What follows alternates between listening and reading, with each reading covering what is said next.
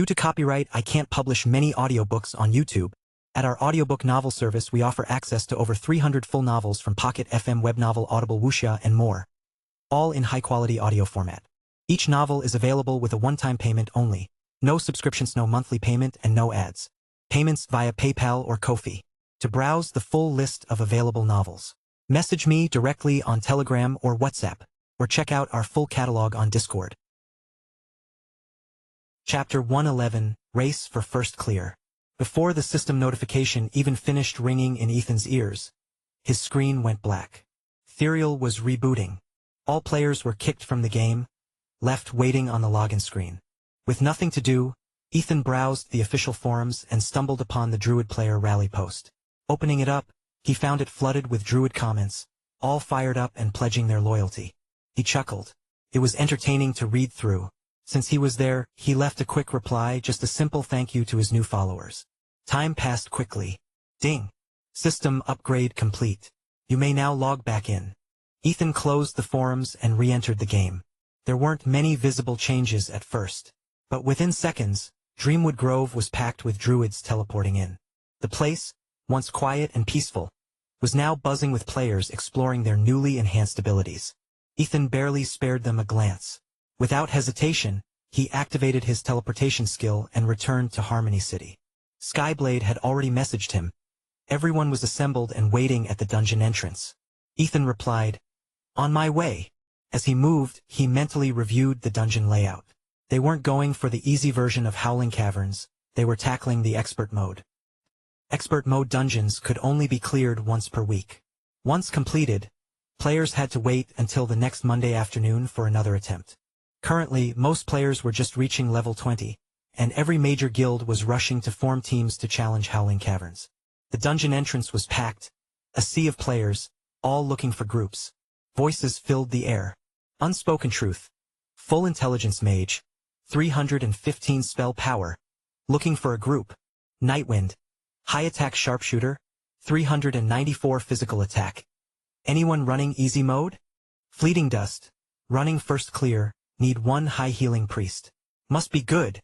One slot left. Meanwhile, Skyblade and the others stood by the dungeon gate, repeatedly turning players away. Many asked if they needed extra members, but the answer remained the same. Party's full. Ethan didn't head straight to the dungeon. Instead, he made a quick stop in Harmony City's market district to check on his businesses. First, he dropped by All You Need Potions, his alchemy shop.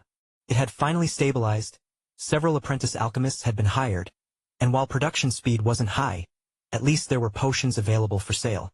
Then, he visited All You Need Engineering. The store shelves now carried bullets and arrowheads. Heading to the back, he peeked into the workshop. A few apprentices were busy crafting equipment. And, as expected, the future mad engineer, no paper on the big one, was in his personal workspace, tinkering with who knows what. Ethan didn't bother disturbing him. Leaving the shop, he made his way to the auction house. The place was packed. Checking the recent transaction logs, he saw that thousands of items had been traded daily. Right now, there were no listing fees, but once that changed, even if the fee was just 1 copper per item, the revenue would be staggering. Of course, auction fees were based on item value. The auction house was a gold mine. It made life easier for everyone. Right now, free listings were bait. Once players got used to the convenience, even a small fee wouldn't stop them from using it. After all, why waste time setting up a stall when you could be leveling up, farming loot, or chatting up NPCs? Remembering the prismatic stone quest, Ethan searched the auction house and spent 2 gold on a pile of minerals. Then, he made a final stop at the system alchemy shop. Currently, All You Need Potions only stocked basic healing potions and mana recovery potions. So, he bought 3 bottles of size enhancement elixir. Now, he was finally ready. Size enhancement elixir increases body size by 500% for 5 seconds. Strength increases proportionally, but no attribute bonuses are granted. After grabbing the elixirs, Ethan made a stop at the system engineering shop, purchasing 2 grappling launchers, each costing a painful 50 gold. With his wallet significantly lighter, he made his way to the teleportation array, selecting the closest town to Howling Caverns. Draped in a black cloak, Ethan strode down the main road leading out of town. As he walked, a conversation between 2 players up ahead caught his attention. A short-statured mage spoke first. Did you hear? Guild leader hired a pro team to clear expert mode. They've already taken down 2 bosses. A burly warrior beside him scoffed. Yeah, I heard. Those guys are professionals. Not like us, we can't even beat the second boss in easy mode. We've been wiped over 40 times already. And that so-called Leaf Guild? They've been wiped 20 times on the 3rd boss. And guess what? We have to chip in for their repair fees. Bunch of freeloaders. Quit complaining. They got through the 2nd boss after 10 or so tries. They'll probably clear the 3rd soon. Hearing this, Ethan narrowed his eyes. Someone was already attempting expert mode, and they were on the 3rd boss? Leaf Guild. It was them. In his previous life, this guild had secured world-first clears on numerous dungeons. And he clearly remembered Howling Caverns was one of their trophies. Picking up his pace, Ethan overtook the 2 players and glanced at the guild emblem on their chests. 2 bold words stood out. Blade Syndicate. His pupils contracted. Marcus Skaner. That guy actually hired Leaf Guild to help their team secure the first clear. If Blade Syndicate snagged the world-first completion reward, their arrogance would know no bound. Not only that, but it would also be a direct challenge to Renegade Alliance's reputation. Ethan clenched his fists. So, they were already on boss #3. What about Skyblade's raid team? Would they be able to keep up? He wasn't sure. But one thing was certain, his team had the strongest core players. 5 of them were already equipped with +30 enhanced gear and had reached level 28. A level 20 expert mode dungeon shouldn't pose a serious challenge. Lila alone could probably match the damage output of half a raid group. Even Meatball's damage wasn't to be underestimated. Skyblade was an unshakable tank, capable of soloing a boss, though certain one-shot mechanics would require teamwork to survive. However, Howling Caverns had a unique defensive mechanic, one that made expert mode brutal. Instead of a flat defense stat, bosses had percentage-based damage reduction. This system significantly weakened high-attack, high-gear setups.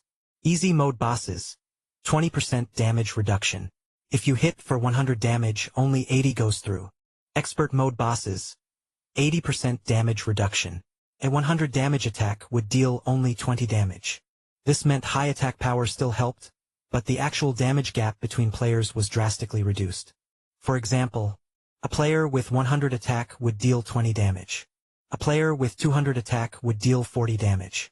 The higher attack still had an advantage, but the difference wasn't as huge as in normal fights. Ethereal's dungeon system was built for balance. And in expert mode, raw strength alone wasn't enough. Chapter 112, Hidden Judgment. If not for this system rule, Ethan would have dared to take a 6-man team and challenge an expert-level dungeon by now. Just imagine Lila's explosive damage output. Facing a boss with 0 defense, wouldn't she wipe it out in seconds? The percentage-based damage reduction system ensured a balance between elite and regular players. It highlighted the status of top-tier players while still allowing casual players to participate. After all, 0 defense meant that even those without high-tier gear could break through. But at the same time, it prevented overpowered players from solo-clearing dungeons.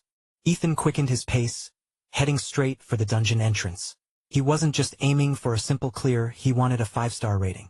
A 5-star clear guaranteed at least 1 gold-tier item, with a chance of even scoring dark gold loot. And more importantly, securing the world's first 5-star clear meant earning a huge amount of guild points. Far more than a standard dungeon run.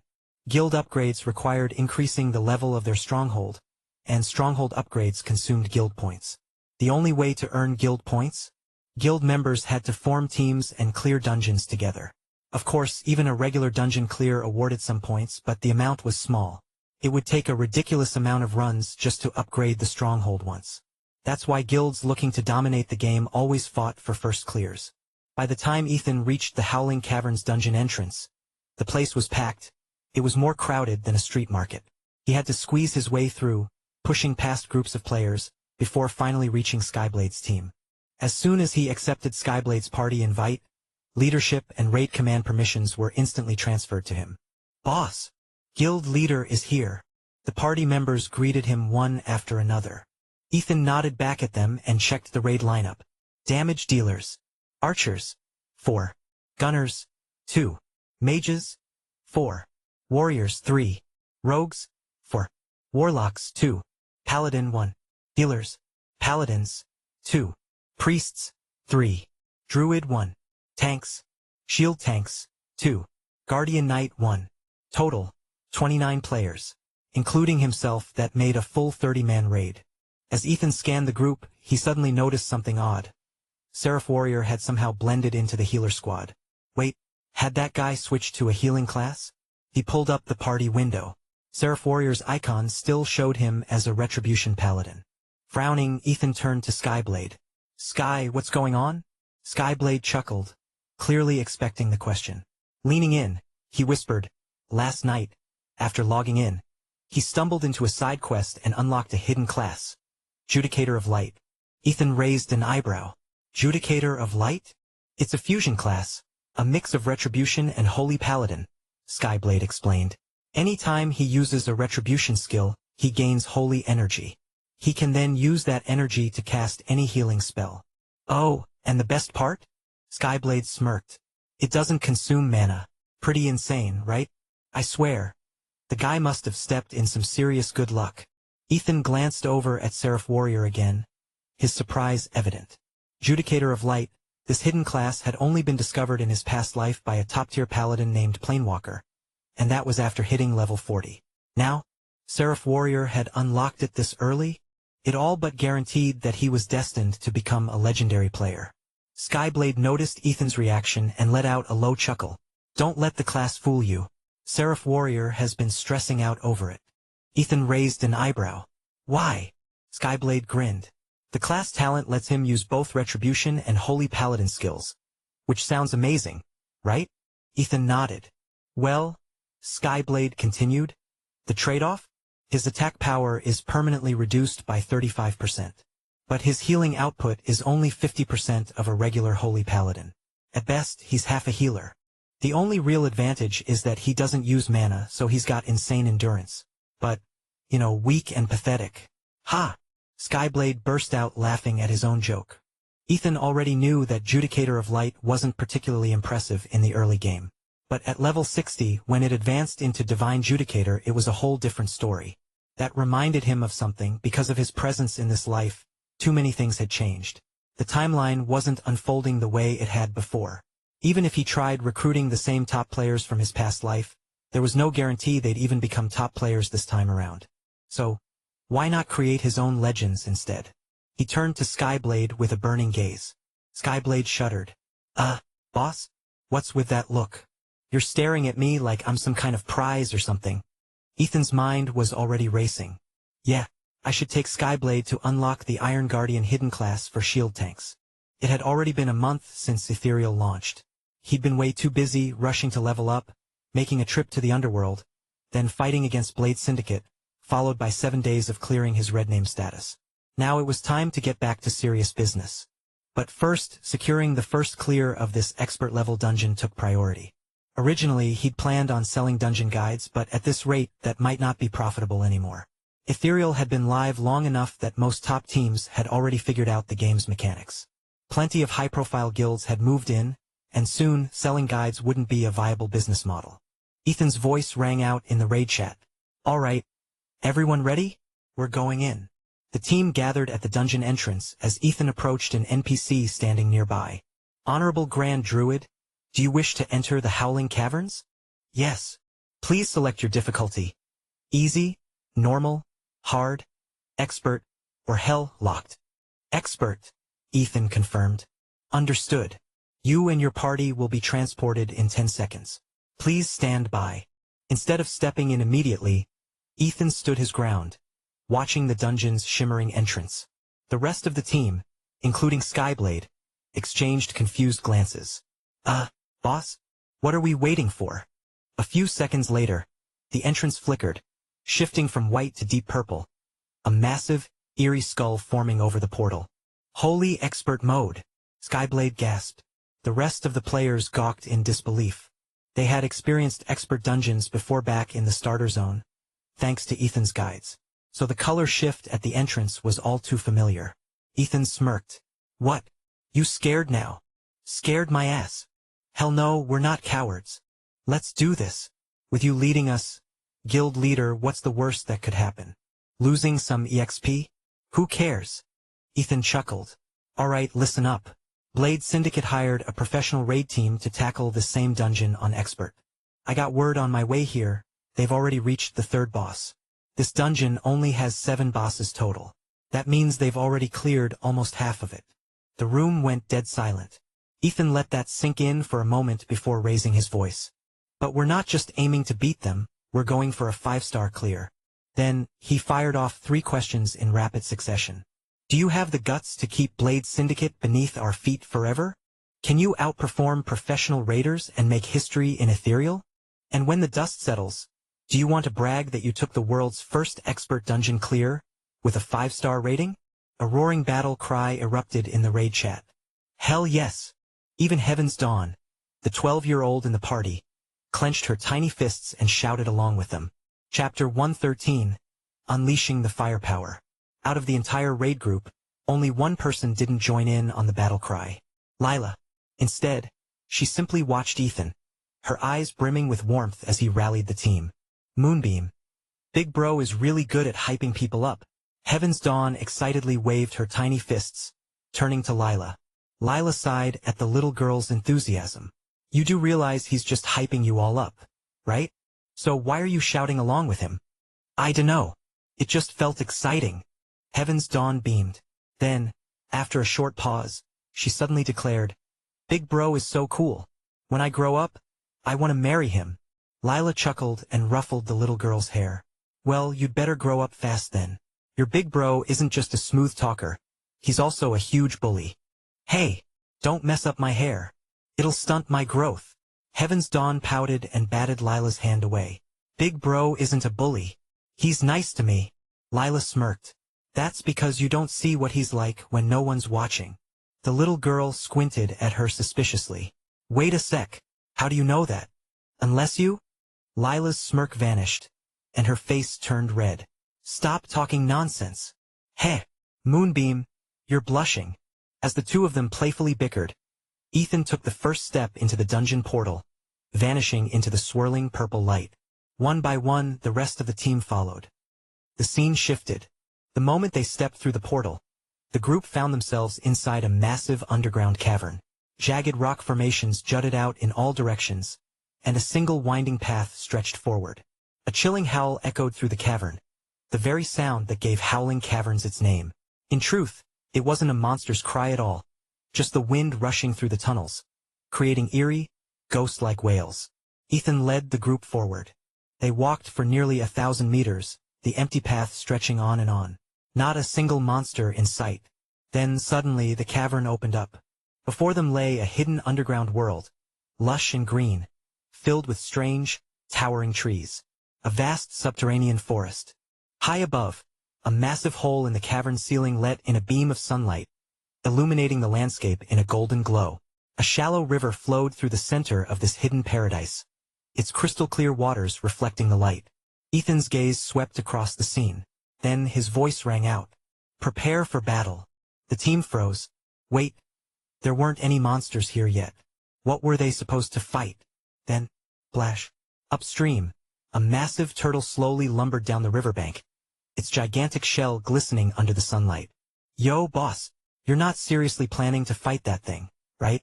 Skyblade asked hesitantly. Ethan nodded. Yeah. Why? Skyblade grimaced.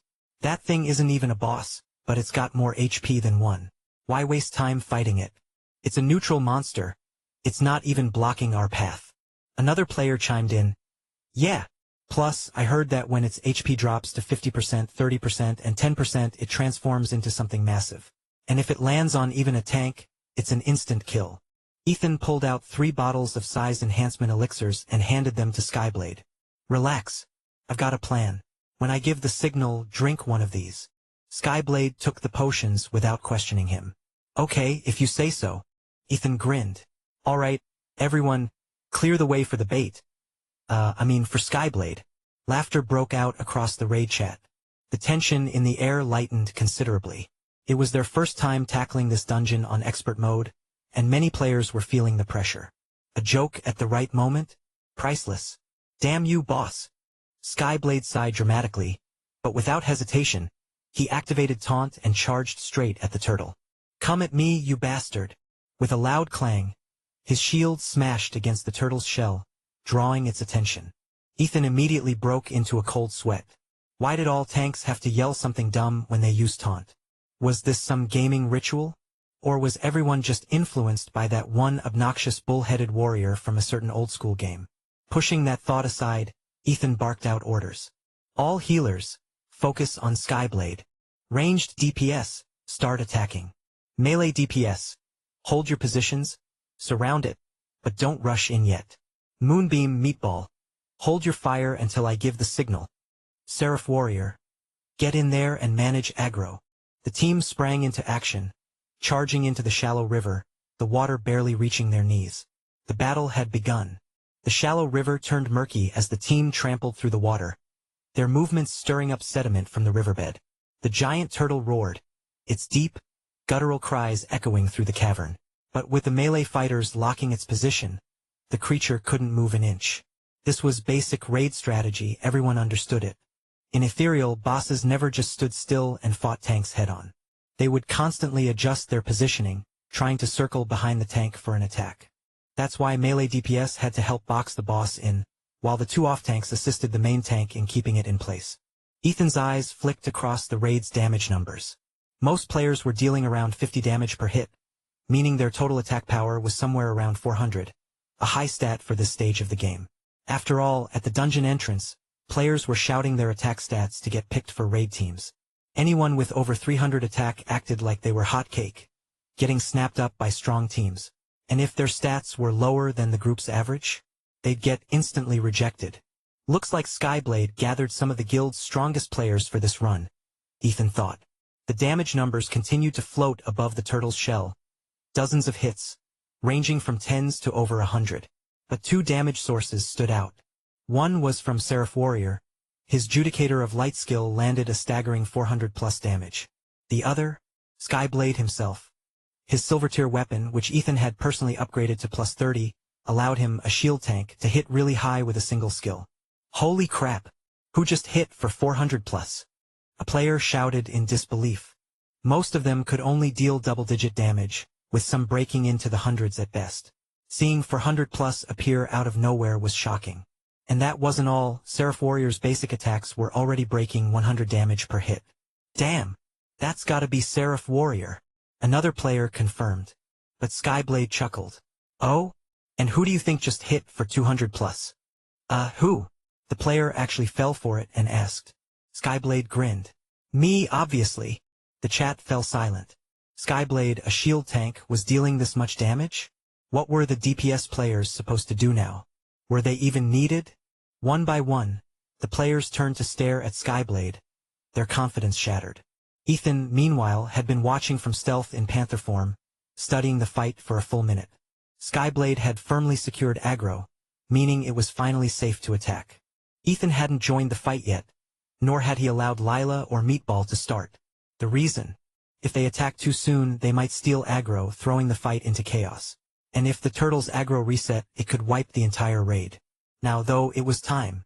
Ethan struck first, lunging forward with a rake followed by a shred. -578. -62. True damage. Ignoring all armor. At level 31, his true damage stat was already 62. Nearly as much as other players' full skill damage. He followed up with several more shreds, draining his energy bar. As he waited for energy to recover, he swiftly shifted into owl form and cast Moonfire and Sunburn. It didn't matter how much damage these spells did.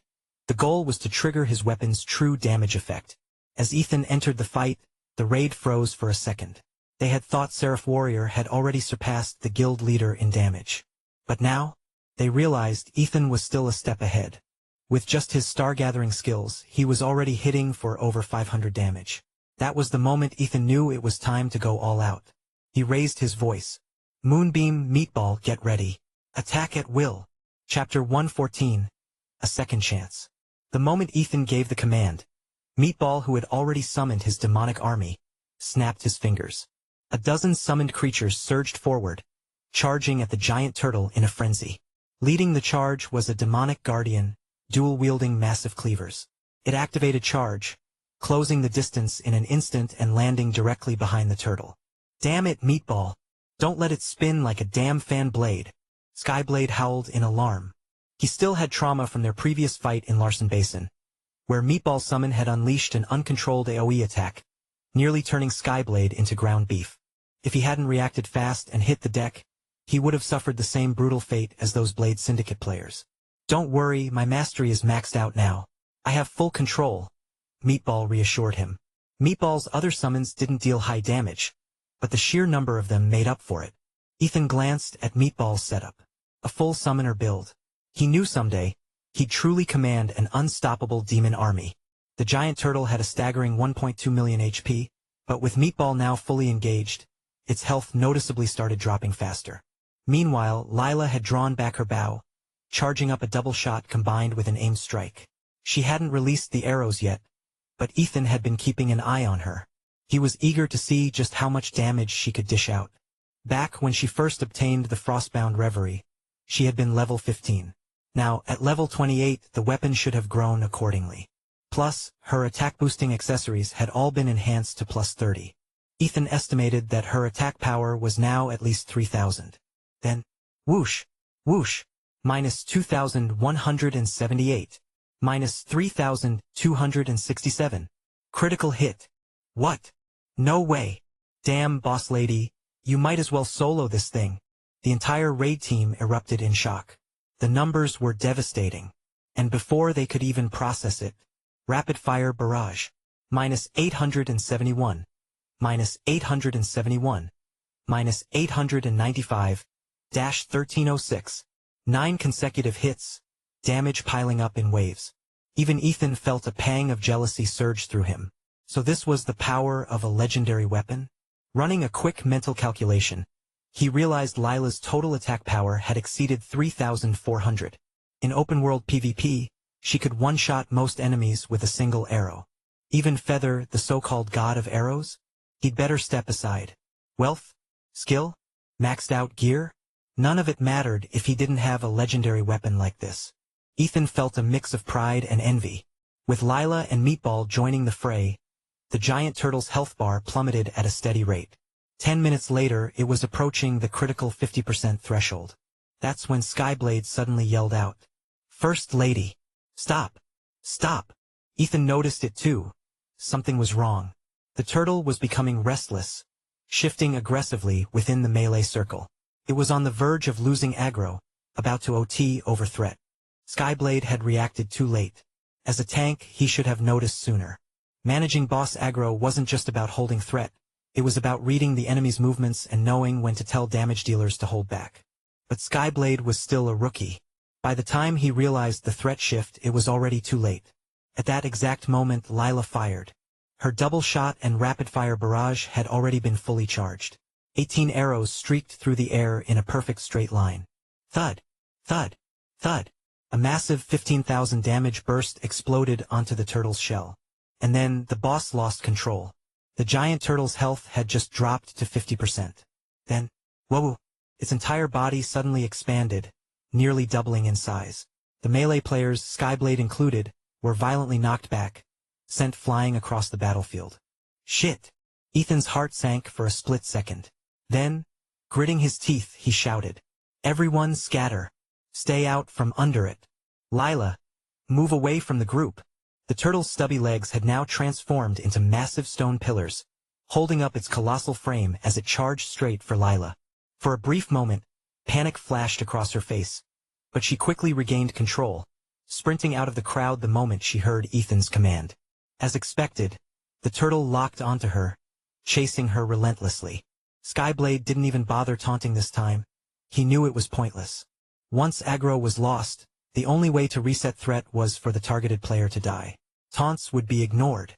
The turtle was immune to all aggro control skills. And with its size increase, the next thing it was going to do was drop its instant kill attack. If Skyblade somehow took back aggro now, the skill would hit him instead, and that would mean a full raid wipe. Lila was fast, but the turtle was faster. In just 2 seconds, it had caught up, its massive shadow looming over her. Then, it tucked in all 4 legs, its tail, and even its head, vanishing entirely into its shell. The next moment, the entire shell came crashing down. Boom! The impact shook the entire cave. The very ground trembled. When the dust settled, the turtle's shell slowly shrank back to normal size as its 5 limbs extended once more. Ethan's voice rang out instantly. Skyblade, take aggro. Keep attacking. Skyblade didn't even need the order. His taunt was already flying through the air. Come at me, you bastard. But he knew Lila was dead. In dungeon fights, corpses couldn't be revived manually. You couldn't corpse run back either. Priests could resurrect, but only after combat ended. Their revival spells weren't meant to bring back players mid-battle. They were meant to reduce time lost running back from graveyards. Without Lila, the raid's total damage output would drop significantly. Ethan opened the damage statistics window provided by Ethereal. Lila alone had dealt 450,000 damage. The rest of the 29 players combined? 150,000. She had tripled the entire team's output. That's when a voice pinged in raid chat. Big bro, do you need me to revive Lila? It was Heaven's Dawn. Ethan blinked. Wait, you have a battle resurrection skill. Battle Residential was one of the rarest healing abilities in the game. In his previous life, most druids were only invited to high-level raid teams because of this exact spell. Yup, just learned it. Ethan almost laughed in disbelief. This little girl was seriously blessed by the game itself. Most druids barely unlocked Battle Residential at level 100. She got it at level 20? Do it. Bring her back. The moment Ethan gave the order, Heaven's Dawn began chanting. Vines and glowing flowers emerged from the ground, wrapping around Lila's corpse. 20 seconds later, the plants withered and faded, revealing Lila, back on her feet with 20% HP. But the moment she came back, a new problem emerged. The turtle's attack pattern had changed. For the first half of the fight, it only targeted the tank. Now, it started randomly casting Thunderstomp, an AoE shockwave that hit all melee players nearby. The healers were struggling to keep up. Ethan's voice rang out again. Dawn, focus on healing. All other healers, stop attacking and keep melee players alive. The real fight had just begun. Chapter 115, Pricey Gamble. In the earlier battle, only Skyblade was taking damage. His gear had been reinforced by 30%, reducing the damage he took to less than 200 HP per hit. Any random healer could patch him up with a single cast. So Ethan had all the healers focus on dealing damage instead, leaving only Seraph Warrior to keep Skyblade alive, since his healing didn't even consume mana. Once the boss dropped below half health, the incoming area-wide damage would require heavy healing. Until then, conserving resources was the priority. This time, Lila didn't dare to go all out, and Skyblade was now fully focused on studying the boss's attack patterns. Earlier, Ethan had given him a basic guide on tanking basics via private message, and he was putting that knowledge to the test. On top of that, he felt guilty. Lila had died because he lost control of the boss, and that didn't sit well with him. He thought he was tough enough to tank anything, but clearly his positioning was off. To distract himself, he started chatting with Lila in private. She reassured him, "It's fine. My damage was too high anyway, and since I got revived mid-fight, I didn't even lose any experience. No big deal. But my gear durability dropped by 10%, so you're covering my repair bill." "Yeah." Skyblade chuckled. "Come on, boss lady. Don't flex on me like that. If your damage is insane, keep it to yourself, alright? You're crushing my ego here. And forget 10%. Even if your gear was completely broken, I got you." Ethan overheard this and smirked. "You're gonna regret that." Sure enough, when Lila told him the repair cost, Skyblade froze. Her weapon was legendary tier, and fixing just 10% of its durability cost 52 silver. Factoring in the rest of her gear, the total came to 54 silver. Skyblade's daily wage? 10 silver, which meant he was now 44 silver in the hole. Higher tier equipment had absurd repair costs. Ethan knew this, which was why he had warned him earlier. And Lila's weapon was only at level 28. Its upkeep would get even worse as it leveled up. It was all part of Ethereal's built-in gold sink, designed to drain currency from the economy. That's why dying stung so much. It wasn't just the lost experience, levels, and gear durability. Soon, the giant turtle's health dropped to 30%, and it grew even larger. Melee, back off. Skyblade, pop a potion. Healers, keep him topped off. Ethan commanded. As the turtle shell loomed overhead, Skyblade threw the potion into his mouth and bit down. Crunch. The bottle shattered like candy, releasing a fruity aroma. The potion melted in his mouth, and he swallowed it down. Instantly, his body swelled in size. At the same time, the enormous turtle shell came crashing down. His giant shield, now also enlarged, rose to meet it. Boom! The shell and shield collided with a thunderous impact. Minus 1,892. Skyblade's health dropped dangerously low, but 6 healers were on him and his HP shot back up in an instant. Damn, that's it? One potion handled it, Skyblade muttered. Ethan rolled his eyes. That one potion cost 12 gold. You're paying me back. Boss, just leave me to die next time. It'll be cheaper for both of us. The rest of the fight was much easier. When the giant turtle's health dropped to 10%, it swelled in size again. Another potion. Another gulp. Another clean finish. Ethan glanced at Skyblade. That's 24 gold now. Skyblade nearly keeled over. 24 gold. That was over $40,000 in real-world money. Where the hell was he supposed to get that kind of cash? The other players overheard and were just as shocked. Spending that much on a single mob? What was their guild leader thinking? Why not just go around it, clear the other mobs, and take down the main boss? Did this turtle drop some kind of god-tier loot? A few minutes later, the giant turtle crashed to the ground. Its massive body vanished, leaving a single item behind. The shell. Ethan picked it up. Skyblade blinked. Wait! After all that effort, all we got was a turtle shell? He had been convinced this thing would drop something insane. Ethan wouldn't have spent a fortune killing it otherwise, right? Boss, what's the item stats? Someone asked. Ethan wasn't bothered by the skepticism. He simply shared the item's details with the team. Hardened shell. Use, throw a reinforced shell to knock a target off their mount. Uses. 1. Only usable inside Howling Caverns. Seraph Warrior frowned. And what exactly does this do for us? Everyone else was just as puzzled. Spending 24 gold, nearly 50 grand in real-world currency. For this? And if they hadn't pulled aggro on it early, they would have needed another potion. That would have brought the cost up to 36 gold. What a waste! Skyblade muttered under his breath. Ethan smirked. You'll see. With that, he rallied the group and led them across the river, toward the dense forest on the other side. The 30-man team moved cautiously, warriors and paladins taking point while mages and ranged fighters stayed in the back. Under Ethan's orders, everyone kept their spacing tight. No more than a meter apart. After about 100 meters, Ethan called for a stop. Rogues, scout ahead. Clear any branches or vines that could get in our way. We need to move through as a unit, Ethan instructed. The rogues exchanged puzzled looks but did as told, slipping into stealth and moving forward. They were used to scouting missions. This was standard procedure. But what they didn't understand was why Ethan was so adamant about it. In lower difficulty runs, this path had been empty. Sure, the guild leader was strong, but was he just micromanaging to flex his leadership? Many players silently wondered if Ethan was just showing off. They failed to remember that the first ever raid guide for the Starter Zone dungeon had come from Ethan himself. Watching from behind, Ethan observed the 4 rogues moving ahead, their movements precise yet lacking a certain sharpness. He sighed internally. They were decent, mid-tier at best. In his past life he had played a rogue himself. And while he wasn't really some god-tier pro, he had at least been high-level.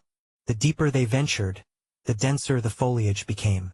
This underground world was already dimly lit, but in this part of the forest, visibility dropped even further. A cold wind rustled through the undergrowth, and with it came an eerie sensation, like something unseen was watching them. Chapter 116, Trust the Process. Ethan stretched lazily, stealing a glance toward the depths of the forest. Perched on a tree branch, blending perfectly with the bark, was a humanoid creature lurking in stealth. If Ethan hadn't been level 31, a full 6 levels above the dungeon's mobs, he wouldn't have even noticed it. A demon hunter. But Ethan ignored it, pretending he hadn't seen anything. Up ahead, the 4 rogues continued clearing the path. The terrain was narrow, almost claustrophobic. If they wanted to spread out, it wouldn't be possible. The only way forward was single file. But marching in a straight line like that was why the rogues were hacking away at the thick underbrush, cutting down overgrown branches and clearing tangled vines underfoot. And yet, they weren't happy about it, because when they had cleared this dungeon on easy mode, there had been no danger here. They had walked straight through without a problem. So why was the guild leader being so paranoid? Still, orders were orders. At this pace, did he really expect to push the world first clear? Damn it! One of the rogues muttered, kicking aside a thick vine blocking his path. Bad move. The vine snapped to life, coiling around his ankle and yanking him upside down into the air. Help! He screamed. His in-game name was Pain Behind Promises. Ethan shook his head. The moment that vine had moved, he could have dodged in at least 3 different ways. It's a vine fiend. Lost, eternal. Get in there. 2 tanks immediately stepped forward, one a shield tank, the other a guardian knight. Melee, hold formation. Mages, focus fire on the vines. Doesn't matter how much damage you deal. Just keep them from grabbing anyone else. Ethan commanded. Everyone followed his orders. As fire spells rained down, the vine fiend's tendrils recoiled from the flames. Pain Behind Promises was cut down, landing with a thud. Truth be told, Ethan had seen the monster long ago. He had sent the rogues forward on purpose. He wanted to see how they handled the situation. But he was disappointed.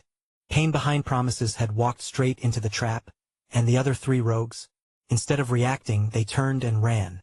What do I do? Skyblade asked. Stay put. Ethan didn't even look at him. The vine fiend was now fully surrounded. Melee fighters locked it in place while mages bombarded it with fire magic, keeping its vines at bay. Archers, gunners, and spellcasters unloaded their attacks, filling the air with a storm of arrows, bullets, and spells. Within 2 minutes, the vine fiend let out a final shriek before crumbling into dust. It had been just a basic mob. No way it could survive that kind of onslaught. Any drops? 5 copper. A monster like that? Not worth expecting good loot. Watch out! Ethan's voice rang out just at that moment. But it was too late. The melee fighters, assuming the fight was over, had relaxed and wandered out of position. 2 of them stepped directly into a hidden pit. Whip! Another vine lashed out from below, slamming into their bodies. Both players were sent flying. One landed face first, eating a mouthful of dirt. That single hit took out half their health. Skyblade reacted instantly, charging forward to catch one of them. The other 2 tanks intercepted the second vine fiend. But now there was a problem. They only had 4 fire mages. And 2 vine fiends? Not enough firepower to keep both locked down. As the melee fighters kept getting swatted aside, the only thing keeping them alive was the healers frantically spamming their spells. At last, the team understood why Ethan had insisted on scouting ahead. On the surface, this path looked identical to the normal mode version of the dungeon. But in reality, it was riddled with hidden vine fiends and tree golems, lying in wait like ordinary plants, ready to snare anyone who walked into their traps. If the entire team had lined up single file and walked through carelessly, a chain reaction of triggered traps would have wiped them out. These monsters feared fire, but with only 4 mages in the party, they were already struggling against 2 vine fiends. If 3 or 5 had attacked at once. Total disaster. After dealing with the current threat, Ethan personally took the lead. The truth was, they didn't have to fight these monsters at all. As long as they disarmed the traps before triggering them, they could pass safely. But those 4 rogues? They had wandered aimlessly, completely failing to spot any traps. One of them had even kicked an obvious trigger like a complete idiot. Ethan sighed. He wasn't a rogue, so he lacked trap detection. All he had was his past life's experience to recall where each trap was. One by one, he pointed them out, guiding the rogues to scan and disable each one. This time, they took it seriously. With Ethan's instructions, the 4 rogues meticulously searched and cleared the traps. The party advanced without triggering a single ambush. Even those who had doubted Ethan at first were now silent. By the time they reached the first boss, they had suffered 0 casualties. The only death so far had been Lila's, back during the turtle fight, because her damage output was too high. This dungeon was one of Ethereal's early game instances. It wasn't particularly difficult. Success mostly depended on the tank's durability and the DPS output. As for healers, if the tank could hold, healing pressure was minimal. The first boss went down effortlessly. With Lila's insane damage per second, DPS, they never had to worry about whether they could kill things fast enough. Instead, the only concern was whether she needed to hold back. Thankfully, Skyblade's gear was no joke. At the very least, his weapon had a plus 30 reinforcement. That meant he could stably hold aggro. Under Ethan's command, they cleared every single mob in the dungeon. Blocking their path or not, it didn't matter. Along the way, They triggered 2 hidden mini-bosses and completed a Guardian mission. The task? Defend an NPC digging a tunnel through 18 waves of enemies. When the tunnel was finally complete, the NPC escaped, marking the mission's completion. By the time they reached the final boss's entrance, it was already 7 a.m. At this point, no one doubted Ethan's leadership anymore. "Boss, I just got a message from a friend." A player spoke up in the team chat. He hesitated before continuing. He said Blade Syndicate hired a pro team to run this dungeon, but they wiped 13 times. Every time they failed at 5% HP. Everyone fell silent. At 5% HP, the boss flies into the air. Once it's airborne, all damage becomes useless, and then, it unleashes a dungeon-wide poison storm. Nothing works, not antidotes, not resistance potions. The boss never comes back down until everyone is dead. So far, no one has figured out how to survive the poison phase. Murmurs broke out in the group, but Ethan just smiled. "If we can get to that point, we've basically won." His voice was calm. "Just because they failed doesn't mean we will." Then his expression turned serious. "But listen up, today's strategy does not leave this team. At least for the next few days, no leaks." Chapter 117. The Hidden Key. Everyone swore they wouldn't leak any information. Ethan didn't press the issue. He knew it was only a matter of time before someone talked. But even if others killed the final boss with their own strategy, they'd only earn a 4-star clear. What came next wouldn't require the whole team. Just him and Lila. "You guys take this path," Ethan instructed, gesturing toward the left route. "Clear everything on the way to the boss and wait for us there." Skyblade nodded and led the team forward. Ethan, meanwhile, turned to Lila and motioned for her to follow him down the right path. Everyone knew the side was empty. No enemies, no loot, just a dead-end cliff. Nobody understood why Ethan was heading that way. When they reached the edge of the path, Ethan pulled out the grappling launcher he had purchased from the engineering store and handed it to Lila.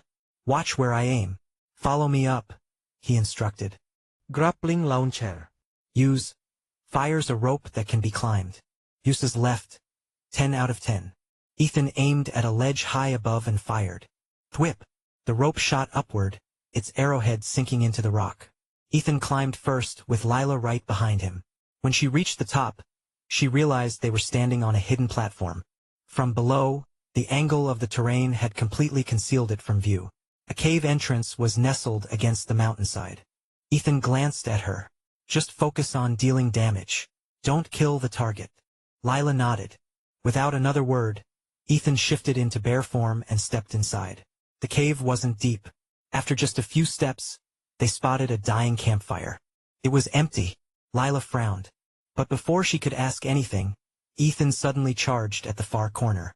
She squinted and saw something lurking in the shadows. Faint, shifting blur. Thanks to her level 28 detection, she spotted it. The Demon Hunter. This was the same monster Ethan had seen after killing the giant turtle. With every other mob in the dungeon cleared, this was the last remaining enemy. And to achieve a 5-star rating, they needed to capture it alive. Ethan's charge stunned the Demon Hunter, knocking it out of stealth. Before it could react, Ethan slammed his paw into its face, dazing it further. Lila's arrow followed immediately after. Ethan had warned her not to go all out. First, they needed to gauge how much damage she dealt. If she accidentally one-shot the target, they'd be screwed. The Demon Hunter was a level 25 elite. It had a massive 250,000 HP. Seeing the hefty health bar, Lila stopped holding back. Meanwhile, Ethan held aggro, absorbing every hit. For his bear form, the damage was pathetic, only a few dozen points per attack. Each time his health dropped too low, Ethan would shift into tree form, cast a healing overtime spell on himself, and then revert back to bear form to continue tanking. The Demon Hunter stood no chance. When its health dropped to 1%, it suddenly leapt backward. "Stop attacking!" Ethan shouted. The monster raised its hands in surrender. "Warriors, please, spare me. I'll give you all my treasure. I can even tell you a secret of immense value." Ethan shifted back into human form and smirked. "Hand it over, now. Otherwise, I won't hesitate to finish you off." The Demon Hunter hesitated, watching them carefully before slowly walking over to a treasure chest. With cautious hands, it unlatched the lid. Ethan stepped forward and reached inside. Inside were 3 gemstones and a necklace. The treasure is yours, warrior. Now swear you won't kill me, and I'll reveal the SEC. Before the demon hunter could finish, 18 arrows tore through the air. Lila had instantly executed him. Ethan had already sent her a private message. Kill it before it speaks. It was part of the dungeon rating system. If the demon hunter had revealed its secret, they would lose the chance for a 5-star clear. But they couldn't skip this encounter either. If the chest wasn't opened, they wouldn't qualify for 5 stars. And if the demon hunter finished talking, its name would turn green, making it untargetable. That would mean 1 less kill, and again they'd fail the 5-star rating. Ethan motioned for Lila to move. They rappelled down the cliff and sprinted back toward the main path. By now, Skyblade's team should have already reached the final boss. When they arrived, Ethan's guess was spot on. He checked the time. It was just past 7 a.m. Ethereal servers shut down at 8 a.m. They had just over 30 minutes left. Ethan quickly laid out a battle plan. And then they pulled the boss. Final boss. Falconer Triss Eugene. HP 3. 700000. The first phase wasn't difficult. But as its health dropped, the pressure mounted, time was running out. At the 10-minute mark, the boss reached its flight phase. You pathetic humans. D. Triss Eugene roared. With a mighty leap, she soared into the air. At the same time, a massive shadow fell over the battlefield. A colossal warhawk dived from above, and Triss landed perfectly on its back. The ranged players immediately opened fire. But the hawk was simply too massive. Every attack landed on the bird instead of the boss. Immune! Immune! Immune! A stream of immune messages floated above the hawk. Even Lila's aim shot was useless.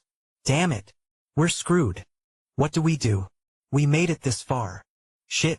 Even the pro team Blade Syndicate hired couldn't clear this part. Just as despair set in, a massive turtle shell flew into the sky. Came from Ethan. He had shifted back into human form, hardened shell in his hands. The spinning shell hurtled toward the warhawk, growing larger and larger. Boom! A thunderous impact rocked the battlefield. The hawk let out a piercing screech, flailing midair. Then it plummeted. The entire raid team froze. What the hell? Ethan's voice snapped them out of it. Stop gawking. Finish the fight. Triss Eugene and her warhawk slammed into the ground. A massive damage number floated above the hawk's head. Minus 5,648,952. Instant kill. The hawk died on impact.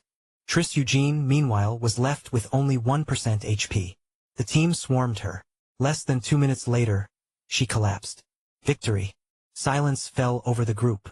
Everyone stared at Ethan like he had just pulled off some kind of black magic. He only smiled. No one had expected it. The key to defeating the final boss was a random drop from the giant turtle. Without the hardened shell, the dungeon couldn't be cleared. And Ethan had known it all along. Chapter 118 World First. Timing was everything. If they threw too early, the warhawk wouldn't die from the fall, and then they'd have 2 bosses to deal with. On top of that, attacking the warhawk wouldn't even reduce its health. A wipe was inevitable.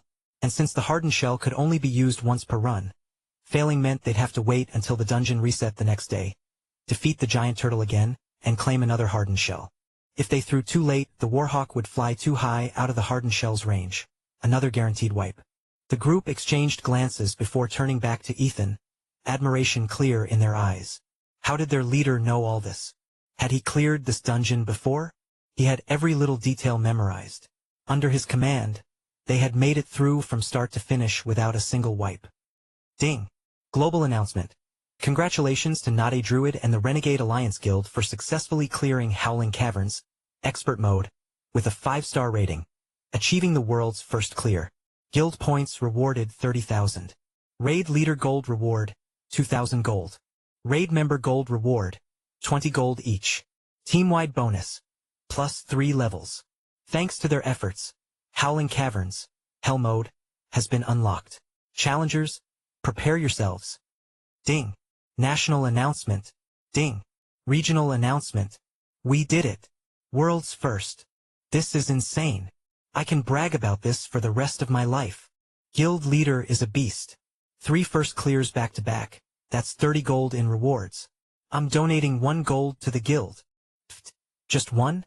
I'm putting in 5. 5? That's weak. I'll donate 10. Laughter and cheers filled the chat. Ethan smiled, watching his teammates celebrate as he bent down to loot the boss. 3 bronze items. 3 silver. 1 gold. 7 pieces total. He immediately shared the loot with the raid. Any gear that dropped in a raid was first offered to the team. Members who wanted an item could bid for it using guild contribution points, ensuring fair distribution. Auction points were split evenly among other members, a far better system than the guild vault, where the game simply deducted points without redistributing them. The bronze and silver gear was quickly claimed. Then, Ethan glanced at the gold tier item and hesitated. He wanted it, badly, but just taking it for himself wouldn't sit right. The usual solution was to bid for it, but in terms of contribution points, nobody in the guild could outmatch him. His points were technically infinite. Well, no point overthinking it. He posted it in the raid chat. Blazing Ring. Tier? Gold, upgradable. Level requirement, 20. Attack power, 54 to 77. Agility, plus 20. Strength, plus 20. Intelligence, plus 20. Effect. Increases physical and magical attack power by 10%. Set bonus, 1/3. Inactive. When equipped with Blazing Bracelet and Blazing Necklace, unlocks the skill Blazing Defense. Skill description, Blazing Defense grants immunity to death once, reduces damage by 20% for 8 seconds, and fully restores health. Cooldown, 3 days. This is insane. And it's a set piece too. How many contribution points will this even cost? I want it so bad, but my points are kinda low. Without the full set bonus, it's just decent really. The chat exploded with discussion. Everyone wanted it, but no one wanted to be the first to bid. Ethan looked at the team and said, I already have the Blazing Bracelet, so I'd like to keep this ring for myself. Any objections? I can trade for it with twice the market price in guild contribution points. Split evenly among you all. If you'd rather have gold, that works too. As he spoke, he posted the Blazing Bracelet in the chat. Seeing that he actually had part of the set, the team quickly voiced their opinions. Even if they spent all their contribution points, they still wouldn't be able to afford the ring. Besides, if it went unclaimed, it would end up in the guild vault anyway, where anyone with enough points could claim it. And Ethan had already offered compensation. What was there to argue about? No problem, boss. Without you, we wouldn't have cleared this dungeon in the first place. Just take it. Yeah, take it. Honestly, in my last guild, the leader and raid officers always took first pick. We only got leftovers. Same. And they never compensated us for anything. Ethan smiled, thanking them before distributing the contribution points. Alright, that's it for today. See you all tomorrow. By the time he logged out, there were less than 2 minutes before Ethereal's daily shutdown. While Renegade Alliance was celebrating, things were much different on the other side. 4 players stood before Marcus Skaner. These 4 were representatives from Leaf Guild, one of the top pro teams in the region. Marcus's expression was pure fury. You useless pieces of trash. Professional team? My ass. What did you promise me before? You swore you'd get the world first clear, and if not, at least regional first. And now look at you. That pack of nobodies from Renegade Alliance took all 3. World, national, and regional. You lost to a bunch of casuals. Casuals. Marcus pointed at them, his voice growing sharper with every word. Refund me, right now, every single cent. And I want compensation on top of that. If you don't pay up, forget about doing business in Harmony City ever again. The man leading the Leaf Guild representatives could only offer a bitter smile. The 3 behind him were furious, but since their leader remained silent, they had no choice but to swallow their anger. His name was Leafshade, and he had led his team through years of blood and sweat. Every single member was elite tier, handpicked for their skill and dedication. When Ethereal launched, Leafshade had thrown his entire fortune into building the strongest team possible. By all logic, they should have easily secured this dungeon's first clear. After all, in the Northern Frontier region, his team was undeniably top tier. At the very least, they should have secured regional first. Who could have predicted that some rookie guild leader would set a new record, snatching all 3 first clears? During the starter zone phase, Ethan hadn't secured the first dungeon clear himself, although the strategy guide that made it possible had come from him. Leafshade had assumed that Ethan was strong, but his guild? No way, they were elite level. And yet, somehow, with a ragtag mix of casual players, he had managed to steal the kill right from under their noses. Clearly, Ethan wasn't just individually strong, he could lead a team to victory, too. And that was what made him truly terrifying. Leafshade clenched his fists. The final boss of this dungeon entered an invulnerable phase when its health hit 5%. He was certain his team had been ahead, so how had Ethan pulled it off? Chapter 119. No negotiation. How had Ethan pulled it off?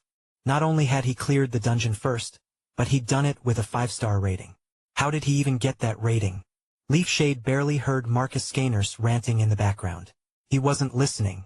His mind was entirely focused on the dungeon. As soon as the system announcement appeared, he had his people start gathering intel. Maybe they could get some information from the Renegade Alliance players. As for Marcus, Leafshade had only come here to say one thing: their contract was over. The agreement had been clear. Even if they failed to secure the first clear, Leafshade's team owed no refunds. No penalties. Marcus, the arrogant fool, had been the one begging Leafshade to help Blade Syndicate, not the other way around. Because of that, Leafshade had held all the bargaining power. If Marcus didn't agree to his terms, there simply wouldn't be a deal. So now, while Marcus fumed and cursed, Leafshade didn't care in the slightest. His team specialized in PvE, dungeon raiding, and high-level content. But that didn't mean they were pushovers. Blade Syndicate? They were a joke. Marcus spat threats at him, but Leafshade only gave a casual reply. If 5 Renegade Alliance players could wipe your entire guild, what do you think my real team could do? Leafshade's operation wasn't some random in-game guild. It was a professional gaming studio with over 1,000 employees. Not guild recruits. Not casuals. Paid professionals. And every single one of them was leagues above Blade Syndicate's so-called elite players. I just came to inform you, Leafshade said flatly. Do whatever you want. With that, he turned and walked out of Blade Syndicate's headquarters. The 3 teammates behind him each flipped Marcus off before following. Fuck you, you bastards! Marcus shouted after them. His fury was justified. He had spent $12 million in advance payments just to get Leaf Guild under his banner. He had even promised that once they secured World First, he'd only take guild contribution points and the raid guide. Leafshade's team could keep all the other rewards. That was the deal that convinced them to join Blade Syndicate. And once they were in, Marcus had covered all raid expenses, potions, elixirs, everything. The total cost? He'd lost track. And now he had nothing to show for it. No World First. No dungeon clear. His net worth had been cut in half overnight. Marcus had planned to use this as an opportunity to crush Renegade Alliance, secure new allies, and launch an all-out guild war. Now, every single one of those dreams had gone up in smoke. Marcus clenched his fists. His hatred for Ethan and Leafshade had just reached a whole new level. Private message to Trusty007. Ethan, here's the raid guide. Sell it for however much you want. Just send my cut to my inbox. He didn't expect to make much off it. Still, money was money. And with a huge guild to support, he needed every source of income he could get. Right now, his auction house and shops weren't generating enough gold. He still had 2 entire cities where he hadn't even built stores yet. Everything was going according to plan, but progress was slow. Without waiting for a response, Ethan logged off, climbed out of his VR capsule, and stepped into the real world. A new morning. Ethan started his daily training routine. He had just begun his weighted squats when his phone rang. The caller ID flashed. Quinn. Ethan frowned. The gym? Something must have happened. As soon as he picked up, Quinn's panicked voice came through. Sir, you need to get down here now. Ryan and Victor are fighting with some guys. Ethan's expression darkened. What happened? Quinn quickly explained. One of their VIP clients, a man named Leon, had been renting out the entire gym daily for the past week. Since he was paying well, Quinn had allowed it, though it meant their regulars couldn't use the facility. Leon had promised he'd only book the place for 7 days. So Quinn had notified all the regulars, offering them a 10-day extension on their membership and extra perks as compensation. That kept everyone happy, until today. Day 8. Quinn opened the gym as usual, expecting everything to return to normal. The regulars, who hadn't been able to train all week, started coming back. Then Leon showed up again, with a group of men, and he demanded Quinn clear out the gym again. This time she refused. So Leon's people blocked the entrance, stopping anyone else from getting in. The customers inside were furious, demanding refunds, threatening legal action, and causing a scene. That's when Quinn realized this had been Leon's plan all along. He had bribed some of the regulars, turning them against the gym. "Did you call the cops?" Ethan asked. "If these guys were physically blocking the business, the police should handle it." "I did. It's been an hour, and no one's come. Leon's got connections around here. I think he paid them off." Quinn's voice was shaking now. "Stay put. I'm on my way." Ethan hung up, grabbed his keys, and bolted out the door. He didn't even bother changing, just basketball shorts and a tank top. As he ran across the street, he shouted for Victor, who was staying in the villa next door. The two of them jumped in the car and sped off toward the gym. When they arrived, a crowd had already gathered outside. Dozens of onlookers were filming with their phones, whispering amongst themselves. Ethan shoved through the crowd and stepped inside. There were 26 men lying unconscious on the gym floor. No need to ask. Leon's people. Ethan opened his mouth to speak, but then, the sound of police sirens echoed outside. The crowd parted as 7 officers stormed in, hands hovering over their holsters like they were about to draw their weapons. The lead officer exchanged glances with one of his men, who immediately moved to the entrance and closed the security shutter behind them. Ethan's eyes narrowed. The leader walked straight to Leon's unconscious body, crouched down, and shook him twice. No response, but he was still breathing. Then, the officer stood up, coldly sweeping his gaze across the room. "You people have some nerve, attacking a group of unarmed men in broad daylight. Cuff them," he ordered. Without hesitation, the officers drew their pistols with one hand and handcuffs with the other, stepping forward to arrest Ethan and his team. "Rainbow, hurry up and take them in." "Ugh. Damn. This hurts." A groaning voice came from the floor. One of the beaten men had managed to push himself upright, calling out to the lead officer. Ethan turned to look at him, and the moment he saw his face, his entire body stiffened. His mind went blank. Then, in an instant, rage exploded in his chest. His eyes turned bloodshot, his breathing sharp and ragged. One of the officers reached him, raising the handcuffs. Ethan moved. His hand shot out, gripping the officer's throat in a vice-like hold. Chapter 120, No More Games. Holy sh. The entire atmosphere froze. No one had expected Ethan to fight back. Leo and Williams saw him move, and immediately joined in.